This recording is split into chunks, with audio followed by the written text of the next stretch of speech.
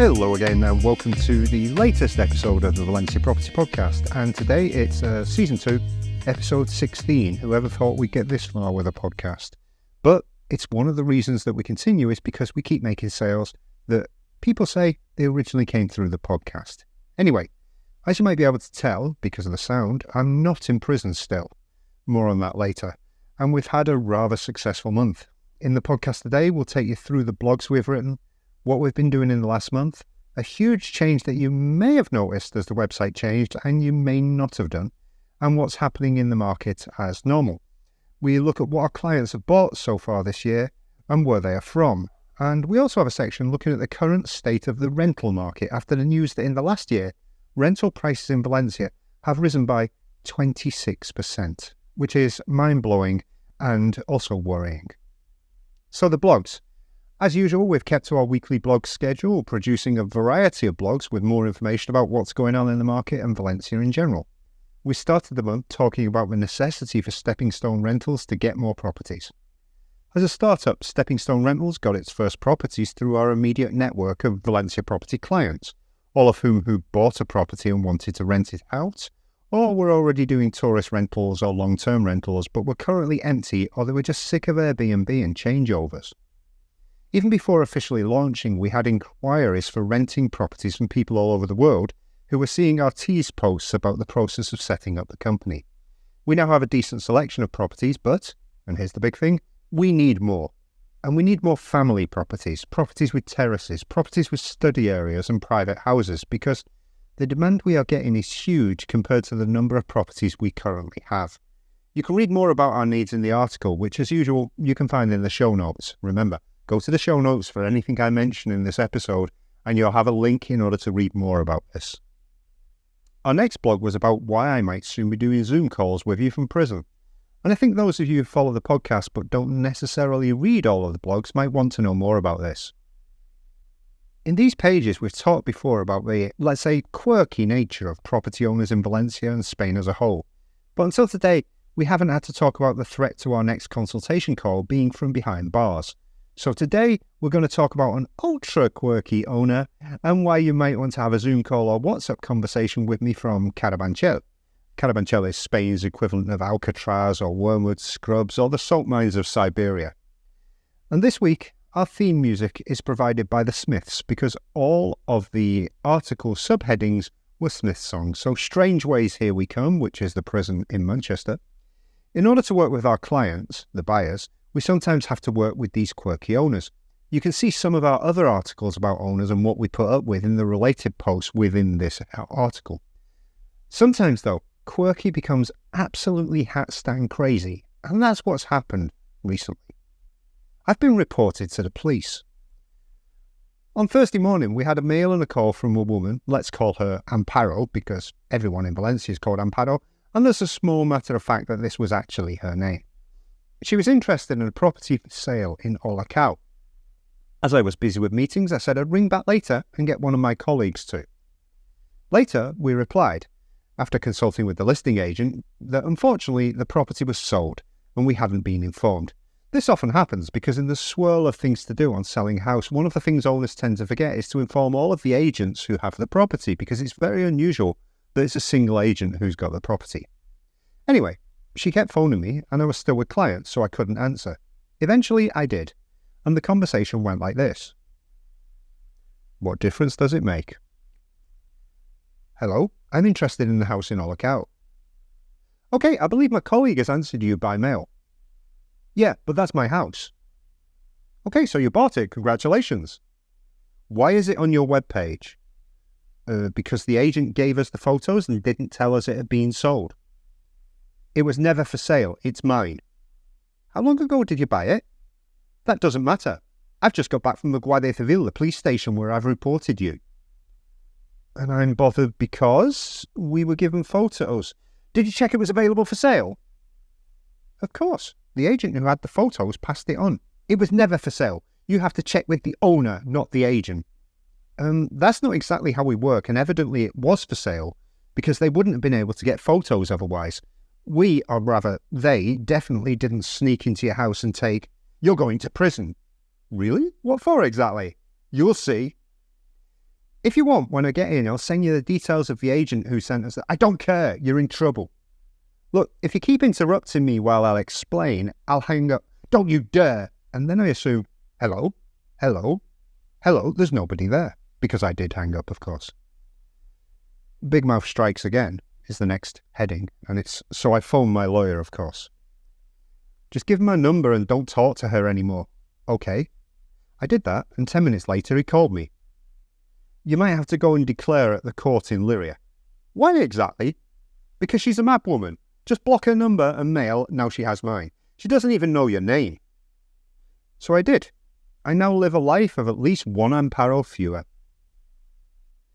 There is a light that never goes out. Another Smith song, of course. Now, things work slowly in Spain. Once, my girlfriend's bag was stolen in Oviedo at the bus station, and by the time the passport in it was found and returned, we lived in Valencia. I'd changed address and country a couple of times. I'd been married for 10 years, meaning her surname was now different, and we had a kid and a mortgage. That was bloody good detective work, but the point being, it took a long time. I now await the inevitable knock on the door from the police. It may come next week, next month, next year, or long after I have shuffled off this mortal coil and joined the choir invisible. But it will come, and they will invite me to make a declaration at the court in Lyria. The judge will listen to me, sigh, and archive the case, because we haven't actually done anything wrong, despite all the threats. Please, please, please let me get what I want. This has been a stressful week all round as we help people to buy the property they want and to get the purchases over the line. Let's just look at a few of the issues that have come up this week. Firstly, the square meters not matching the real space available in an apartment. Mezzanine floor issues, we call that. A property being VPO, but just 1 year out from not being VPO. More on VPO later today, but VPO means Vivienda de Protección Oficial, which is an officially protected property, which is sort of like a council house. A buyer having signed the FAIN mortgage documentation at a different notary, the one that the bank insisted on, rather than the one agreed on the sale document for the final sale. So that meant they had to go to another notary, or the original notary, and sign over documentation again. An owner not accepting a full price offer because they might want to found a co-living space in the apartment, perhaps, at some stage in the future, maybe. And a buyer not making an offer until they know how much the reform might be, and then giving many different options to quote on for the reform company. So the quote is, let's say, taking time. So we could have had 5 agreed sales this week, along with the 2 where there are no issues and offers have been accepted. Or we could have none. All or nothing, or something in the middle there. I'll take a punt on 3 of the issues being sorted, but it might be that we managed to sort them all out. The next article this month was all about the best of Valencia's suburbs, and why the concept of the suburbs is very different here to what you may have in mind. You'll need to read the whole article to understand how Valencia's particular geography means that suburbia doesn't exist as you would imagine it in many areas. But we'll put just a little taster here in the podcast. Valencia's suburbia, or surroundings. Some areas of what would previously be known as the suburbs are really a part of the city now. These are areas that become subsumed into the city as it grew from previously being small villages just outside the city limits, such as Benimàmet, Campanar, Benimaclet, and even Alboraya and Burjasot. There's no break from the city before arriving in these places now, so they are no longer the suburbs, they are essentially the city.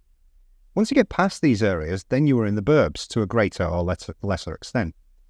To the north, you have the towns along the old Barcelona roads, such as Tavernes, Almàssera, Foyos, Meliana, and Albalat. They don't really have the feel of suburbs, though. They feel like small towns and villages connected by a single road, and there's a good reason for this. They are. They maintain their identity because they lie in the protected huerta, where development is extremely limited, so they are not surrounded by housing estates of low-rise, single or two-storey houses with gardens and pools, as that type of development is not allowed. To the northwest, once through Burjasot, you find Godella and Rocafort, and then Moncada and Mazarrojos. The former 2 are more typically suburban, but it's because of the old Valencian money that moved here in the early part of the 20th century to build their large family homes, macias and palaces to get away from the city. Back in the day, it would have taken an hour and longer to get there in the jalopy or the horse-drawn carriage.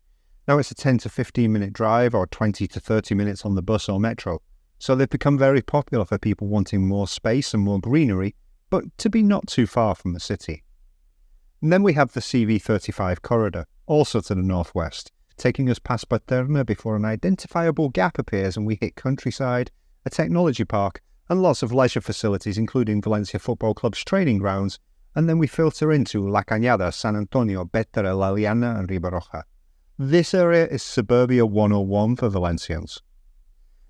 And to find out why, you'll have to look at the article, and of course that's in the show notes.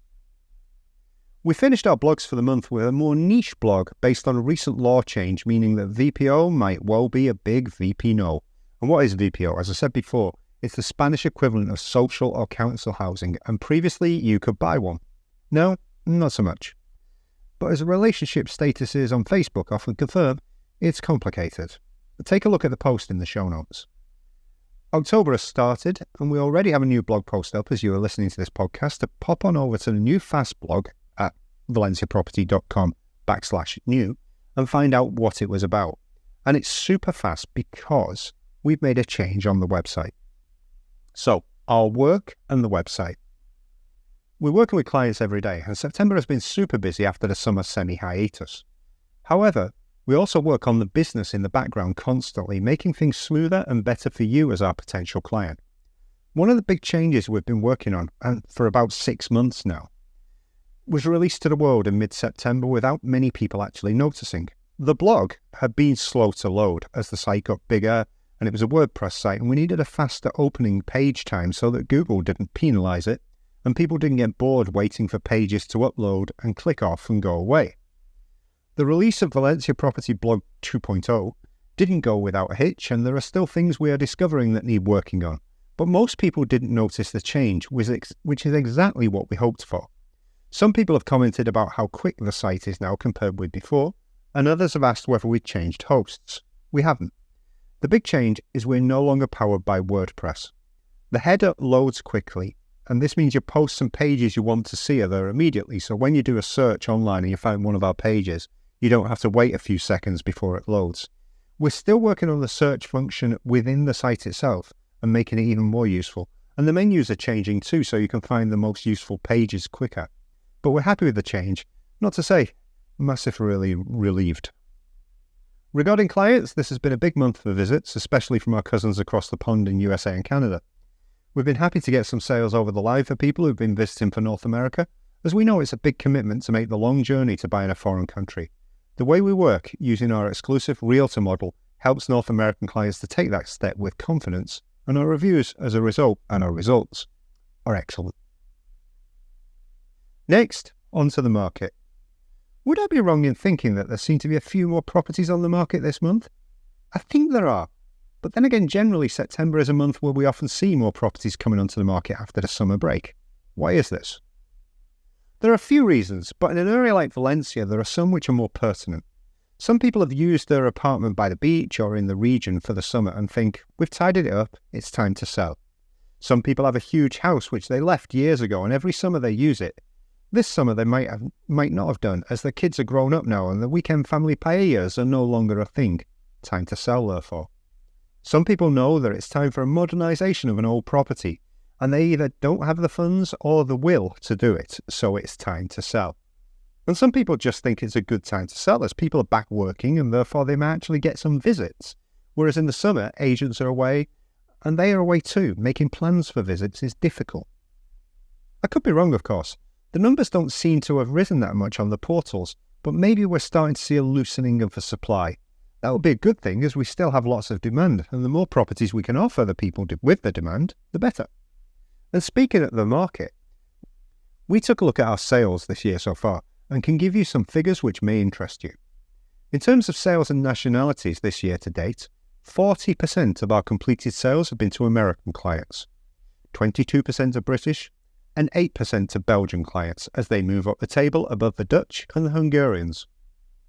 In terms of places, then of course the city itself, Valencia, occupies 60% of the sales, with La Pobla and Nácara on 6% each around the city, followed by Ribarroja, La Liana, Cullera, Godella and Denia.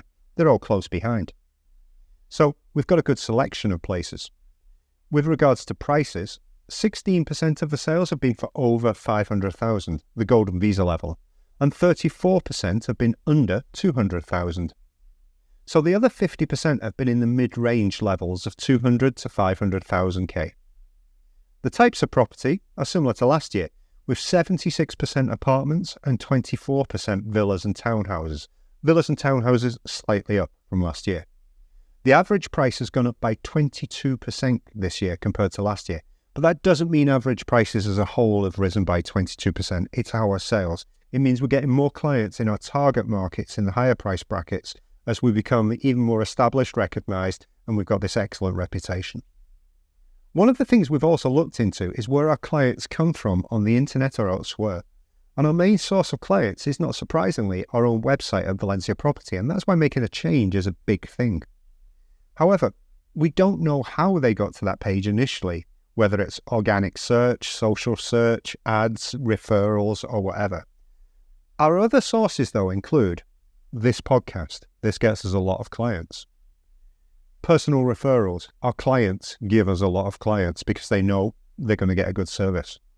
Our Facebook page, where we do get clients, but we also get clients from other Facebook pages. And then, of course, James Blick and his masterclass series for people moving to Spain has also been successful for us this year. There are other agencies we work with around the world who send us clients too. So we've got a good selection of places that people come from. I hope this gives you more of an idea of who is selling, who is buying, what they are buying, what people coming to Valencia want. And if you want to skew the figures by buying a few multi-million euro castles, then just let us know and we'll endeavour to find them for you. We'd love to skew the figures that way. If you want to buy 10 properties at 50,000 each, we don't want to skew the figures that way because that's a hell of a lot of work, and guess what? They don't exist. On the rental side, it's another story entirely. The rental market is the mental market in Valencia at the moment, and around the rest of Europe, to tell the truth. Prices in Valencia have gone up by 26% in the last year on average, meaning that it's more difficult to find a good deal even when the owner will accept you as a tenant. We've written about it before, why it's difficult to get a long-term rental for clients from abroad, and it continues to be so. In fact, it's got even more difficult now.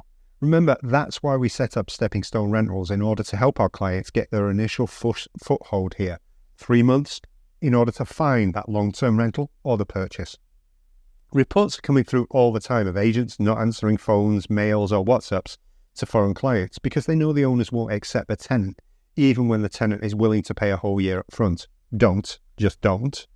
This morning, we had a situation where the client had been refused in 2 properties where the agent had previously said that they would accept a foreign client and then got cold feet because they weren't able to insure them. As we said before, it isn't because of xenophobia in most cases. It is because of xenophobia in some cases. It's because of the fear of non-payment in the future and the lack of options for tenant insurance when the tenant is new to the country. And I say lack of options, I mean no options. If the owner can't insure you and they're worried about it, they won't allow you to take the property. At Valencia Property, we've been working with many clients this month on rentals, and every single one of them has a place now. None of them have had to pay a year up front. They used our rental service to help them, which they paid for, of course, but judging by the complaints and arguments online, it's money well spent. Read about our rental service in the show notes. Equally, those of you who have opted for a stepping stone rental have also been able to move forward with confidence, and now we are working with those clients on their long-term rental choices and potential purchases. Stepping Stone Rentals continues to be an excellent option for people wanting a safe, secure and assured rental when they arrive. You can see the website in the show notes. We've had so many inquiries in the last week from people looking for longer-term rentals too, that we know that the demand for all types of rentals is off the scale. We have a new article about our rental services anyway, and it's on the blog, and we tell you all about what's happening there, and we have changed our pricing structure both for Valencia Property Rentals and for SSR. Take a look at the new article, which you can find in the show notes to see more. And as usual, we finish off with our recommendations. Recommendations for this month are: the article of the week is the latest one about the rental service and more, and you can find that in the show notes. Our video of the month is one about how to make a Cremaet from our friends at 491 Days. Now, a Cremaet is a coffee that Valencians traditionally have during the mid-morning almuerzo, which is the big mid-morning meal because they don't really do breakfast and that. And this video shows you how you should make it traditionally in one of the bars. It's really good. On the YouTube channel for 491 Days, they have loads of good videos about Valencia. Take a look. And our property of the month is one in Cabanyal, Valencia's new bohemia, of course, and it's this totally modernised property in the Cabanyal for $260,000. It's amazing. Take a look at the images, and if you're interested in the Cabanyal, this is the one you should get. Remember to look through the show notes and click through to get more information that we've talked about, and we'll be back next month. Have a great month, and we hope to see you soon.